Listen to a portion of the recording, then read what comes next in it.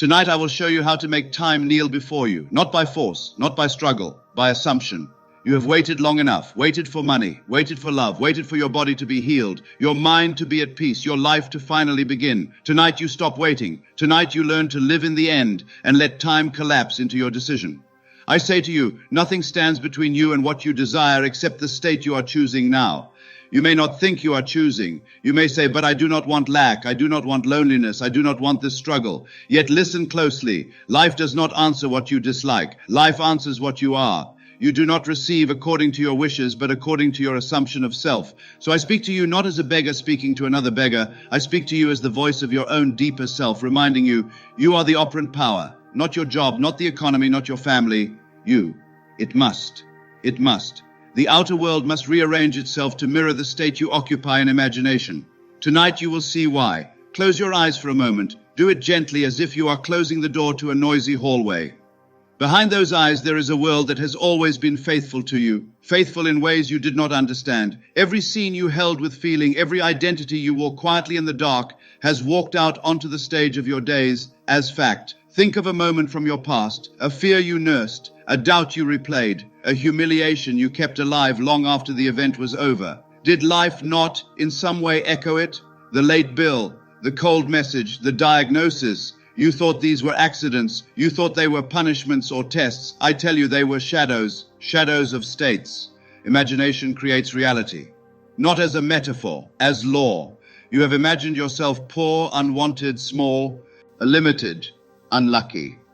Not always with words, more often with a feeling of I never get ahead, a feeling of they always leave, a feeling of something is wrong with me. And the world, so obedient, so innocent, said yes, as you wish, and hardened those invisible assumptions into fact.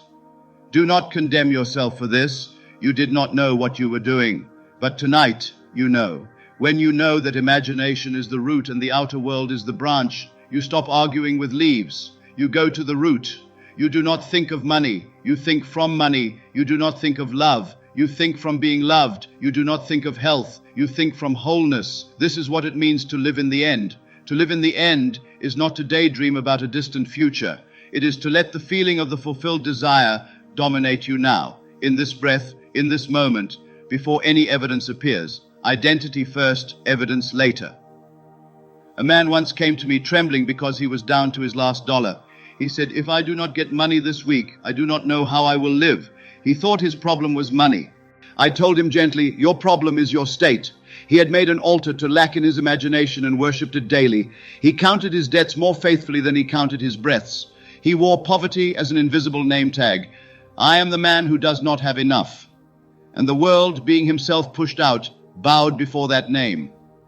I said to him, tonight before you sleep, do something very strange. Do not fall asleep as the man with $1. Fall asleep as the man who has more than enough. He looked confused. How? He asked. I answered, you do not ask how the seed becomes a tree. You only plant it. Plant the seed of being supplied. Close your eyes and imagine what you would do if money were abundant. Where would you sit? How would you feel? Would there be a certain ease in your chest, a lightness in your step, a different way you answer the question, how are you? Do not imagine counting bills on a table in a frantic way. Imagine the quiet after the storm, when the bills are paid, when your wallet is full, when you are relieved. Feel that relief, that gratitude, that normalcy, and fall asleep in that feeling. He did as he was told, not perfectly, not with great drama, simply, persistently. Within days, a sequence of events began. An old friend called with an offer he had never considered. A small investment he had forgotten about matured. A debt he assumed he owed was forgiven due to an accounting error. He called it a miracle. I called it a bridge of incidents. From the state of, I am supplied, life painted a path from what seemed to be lack to what appeared as abundance. But that path was not his concern. Do not ask how. When you live in the end, the how is none of your business. You are not the architect of the bridge. You are the chooser of the destination. The seed does not instruct the soil. It only contains the pattern. So it is with you. You can't. End within you the pattern of wealth, the pattern of love, the pattern of health, the pattern of freedom. When you choose to assume with feeling, I am already that, you drop that seed into the deep earth of consciousness. Then life, this vast intelligent mystery, arranges the weather, the seasons, the encounters, the phone calls, the closed doors, and the open ones. But you, impatient and anxious, often dig up the seed. You say, nothing is happening. You say, I tried for 2 days and nothing changed. So you return to the old state. I am still broke. I am still alone. I am still sick. And the world obediently returns to its old shape. I tell you tonight, do not dig up your seed. Live in the end. Let time collapse. How does time collapse? Time is nothing but the arrangement of states. You call one sequence before, another after. You imagine that the fulfilled desire lives somewhere ahead of you, across months or years, but in consciousness there is no distance. You can stand right now in the state you thought you would reach in 10 years. And if you stand there and remain there, the 10 years must fold themselves into a strange compressed path, a week, a month, a moment, until what you once expected later arrives now. Not someday, not maybe, now. Let us speak of love. You may feel unloved, unwanted, ignored. Perhaps there is a particular person you have bound in your mind with your desire. You watch their messages. You study their silence. Outwardly you are quiet. Inwardly you are pleading. Love me, choose me, come back to me. This plea, this inner begging, comes from the state of being unchosen. And as long as you wear that state, the world will confirm it. I tell you, you must reverse the direction. Do not think of being loved. Think from being loved. Close your eyes again. Let us enter a different home. In this home, you're not waiting for a message. You're not checking your phone. You're not measuring your worth by anyone's response. In this home, you are deeply, quietly adored. Feel the atmosphere. There is a softness around you. You move and you feel seen. You speak and you feel heard. You rest and you feel safe. Can you hear a voice, either that specific person or another, speaking to you with affection? Perhaps they say, I am so glad you are here. Perhaps they say, you have no idea how much you mean to me. Do not strain. Do not force their face. Do not clutch. Let the feeling come first. The feeling of being chosen, of being cherished, of being the answered prayer of another heart. Wear that feeling like a cloak. When you walk tomorrow, walk as that one. Not with arrogance, with quiet certainty. You are not a beggar. You are the blessing. Watch how the world shifts. It may not be the one you now insist upon. Or it may be. That is the bridge's business, not yours. Your business is to remain in the identity of the beloved. The one who is loved must be loved. It must. What? Of your body. Perhaps you have heard a verdict spoken over your flesh, a diagnosis, a label. You have been told what is possible, what is incurable, what is chronic. But no physician, no paper, no test can tell you the limits of consciousness. Your body is a slow, obedient servant of your inner pictures. You have perhaps imagined yourself fragile, imagined yourself doomed, imagined your condition every day with fear, rehearsing the worst, seeing yourself declining.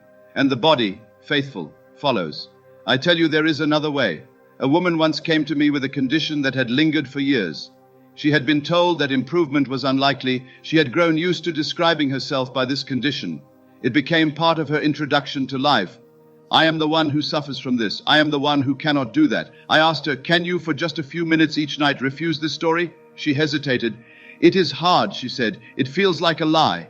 I answered, it feels like a lie because you have worshipped the old state as truth. But truth is not what appears. Truth is what is assumed. Tonight when you lie down, do not take your pain with you into sleep.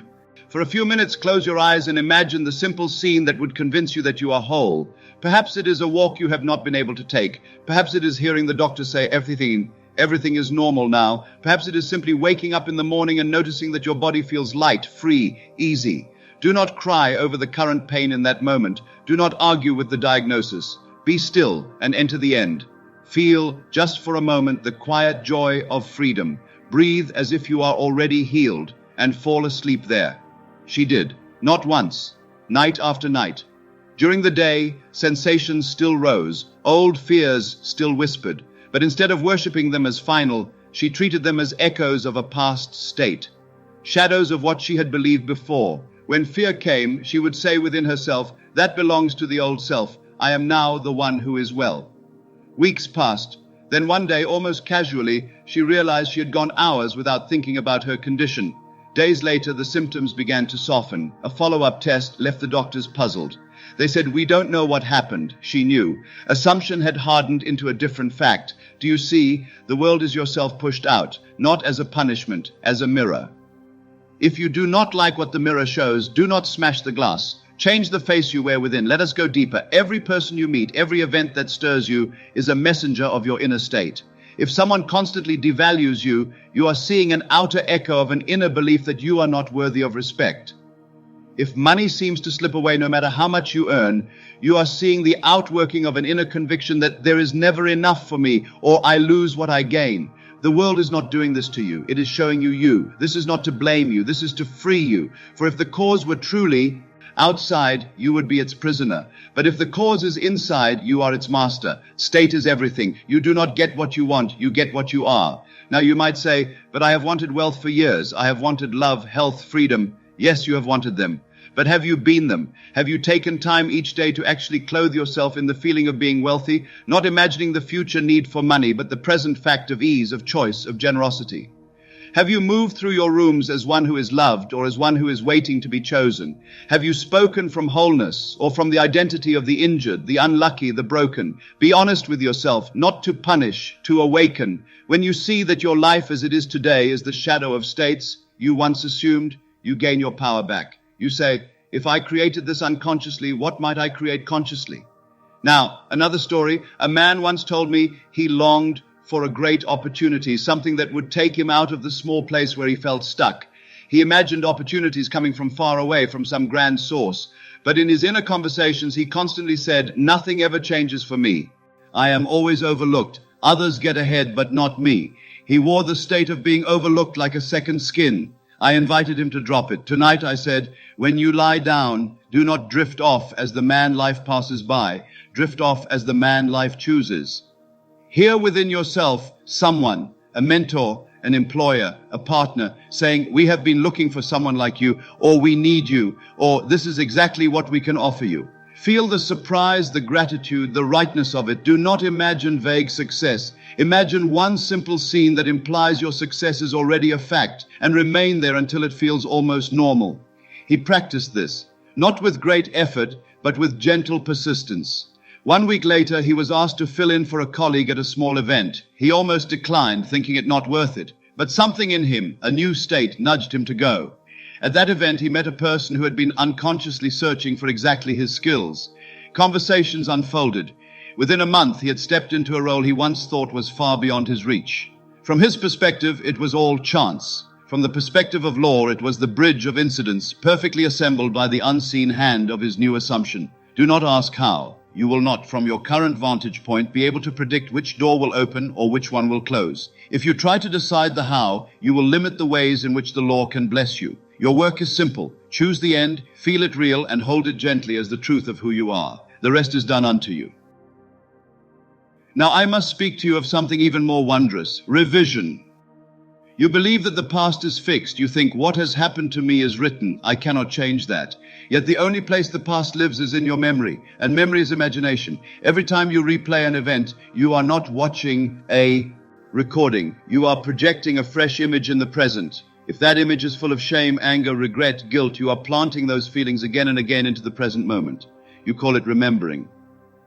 In truth, you are recreating, but you can do something holy. You can go back in imagination and change the scene. A woman once told me she had been humiliated in front of her colleagues years ago.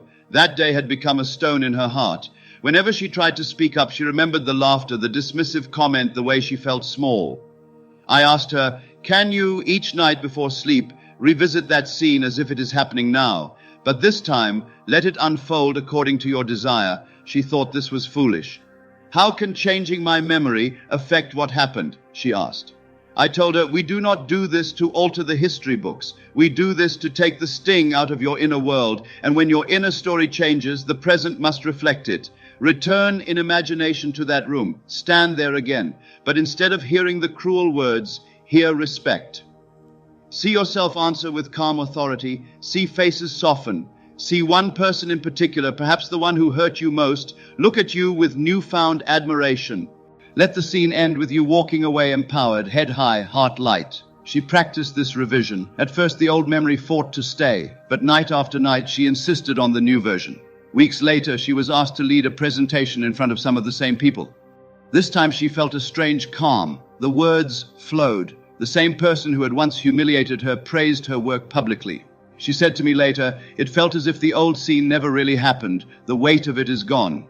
When you revise the past in imagination, you change the emotional charge you carry in the present. And the present, being nothing but consciousness crystallized, must adjust. You can revise anything. the way a conversation went, the way you were treated as a child, the way you reacted when you received bad news. You are not chained to what was. You are free to choose what is, and by doing so, you also free your future.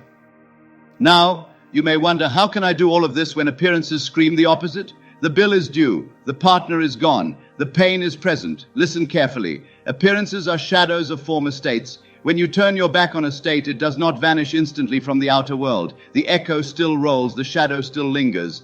If you judged the new state by the old shadow, you would abandon it. You would say, it is not working, and rush back into the old misery. I tell you, stand still. When the outer world shows you the old story, see it as proof, not that nothing has changed, but that something has. For you cannot see a shadow except by the light. When you choose a new state and remain there, the old world begins to shake. Relationships fall away. Jobs move, patterns crack. Do not call this chaos. Call it reorganization. You are moving houses in consciousness. Furniture must be shifted. Some things will not fit in the new dwelling. Let them go. Persist gently. Persistence is not strain. It is quiet loyalty to the end you have chosen. When fear speaks, listen without obeying. When doubt whispers, refuse to bow. Return again and again to the feeling of the wish fulfilled. How would you breathe if everything were already as you desire? How would you stand, speak, walk? Do that, not just in your chair tonight, but while you wash dishes, while you walk down the street, while you enter that office, while you lie in bed in the half dark. You are training the only thing that matters, your inner sense of self. Let us speak clearly now about wealth. You say, I want money. But the one who wants is not the one who has. The wanting state and the having state are different garments. The one who wants peers at the future and says, one day, when I finally have enough, I will feel safe, generous, free. The one who has says, I am safe now, I am supplied now, I am free now. It may seem like a lie to you, but you have lived by lies of lack for years. You believed you were unworthy. You believed life was against you. You believed you were limited by your background, your education, your age. You believed lies and gave them the dignity of truth. Now I am asking you to take up a higher truth. Do not think of money. Think from money. Imagine for a moment that the sum you secretly dream of is now normal for you. Not a lottery moment, a natural state. What would shift in your body if this were so? Would your shoulders drop? Would your stomach unclench? Would there be a softness behind your eyes, a quiet confidence in your step? Would you delay certain decisions, or would you move with clarity? See yourself doing the simple things that imply wealth, paying a bill without flinching, giving a gift spontaneously, choosing what you desire instead of what you barely can afford. Let that feeling of choice, of ease, of safety settle into you. Say within yourself, not as a wish, but as a fact, I am richly supplied. Not I will be, not I hope to be, I am. Return to this inner posture again and again. You are not forcing the universe. You are aligning with law. The outer must bow. It must. Now let us gather all of this into a single understanding of time. You have lived as if time were your master. You say, in 5 years, if I work hard, maybe I will have this. You say, it will take years to heal. You say, no one at my age finds love. You have given time the throne. But time is only the measure of the interval between imaginal act and physical embodiment. If you continue to imagine from not yet, time lengthens. If you dare to imagine from already, time shortens, bends, collapses. To live in the end is to step out of the waiting room. You no longer stare at the clock of circumstances. You no longer count days and months of still nothing. You rest in the knowing. It is done in consciousness. The rest is movement. And because you no longer worship the distance, distance begins to vanish. Unexpected calls arrive. Places you once passed by suddenly draw you in. Words you used to overlook become invitations. You may call it synchronicity. You may call it divine timing. It is simply the outer world catching up to the inner shift. Now listen, you are not waiting on life. Life is waiting on you to choose who you are. The poor self or the rich self, the rejected self or the beloved self, the sick self or the whole self, the victim of fate or the operant power. You choose by feeling. You choose by the imaginal scenes you rehearse. You choose by the inner conversations you allow. Change these and you have changed everything. You may say, but it feels so real, this lack, this loneliness, this pain. Of course it does. You have practiced it. Reality is rehearsed, so rehearse another. Tonight when you lie down, do not take this day with you as it is. Go over it in imagination and lift it to the level of your desire. If there was a conversation that stung, revise it, hear it go differently. Let the other person respond with kindness, with respect, with love. If you receive bad news, revise the moment. See yourself opening the message again, hearing different words. If you were ignored, revise being acknowledged. Do this not as childish fantasy, but as sacred work. You are rewriting the script you hand to tomorrow. Do not be surprised when tomorrow's actors speak differently. You have changed their lines within yourself. Finally, I say to you, you are far greater than you have believed. You are not a twig tossed on the river of life. You are the river. You are not a pawn on the board. You are the unseen player, moving the pieces by what you assume to be true. Everything you desire already exists in the great infinite of possibility. You do not create it from nothing. You select it. You select the version of yourself that has it. Then you say, this I am. And you remain loyal to that choice in feeling, in inner speech, in imagination. When doubts arise, you do not pretend they are not there. You see them as ghosts of your old self asking to be released. You let them drift by and you return to the end. I am the one who is richly supplied. I am the one who is deeply loved. I am the one who is whole and strong. I am the one whose life flows with opportunity and grace. Let these be more than words. Let them be a new name you answer to in the silence. And as you answer to this new name, the world will answer to you differently. Because the world is yourself pushed out. Time will fold. Paths will shorten. Things you thought would take years may take weeks, days, moments, not because you rushed, because you left the waiting line and stepped into the finished feast in consciousness. Tonight, as you close your eyes in the quiet of your own room, do not fall asleep as the one who hopes. Fall asleep as the one who has. Choose one desire, wealth, love, health, freedom, and imagine only the simple, natural scene that would let you know it is yours. Do not dramatize. Do not strain. Feel the ordinary, beautiful relief of already done. Let that feeling cradle you as you drift into sleep. For in that sacred crossing between waking and dreaming, your assumption sinks deep into the fertile ground of the subconscious, where it cannot be argued with, only obeyed. And from that depth, life begins to move. Silent arrangements are made. Invisible threads are woven. The bridge of incidents rises from the mist. You will wake tomorrow in the same room, but you will not be the same being. You will have shifted your state. And if you remain there, if you persist gently, faithfully, your world must shift to meet you. It must. It must. So I bless you now, not as one who is trying to become, but as one who already is. You are wealthy in consciousness. You are loved in consciousness. You are whole in consciousness. You are free in consciousness. Walk as that, speak as that, choose as that. Let the old world rattle and fade as all shadows do when a new light is turned on. Tonight, live in the end. And as you do, watch how time, once your master, becomes your servant, collapsing, folding, rearranging until what you once called someday stands before you and you say, in calm recognition, of course, this is who I have been all along.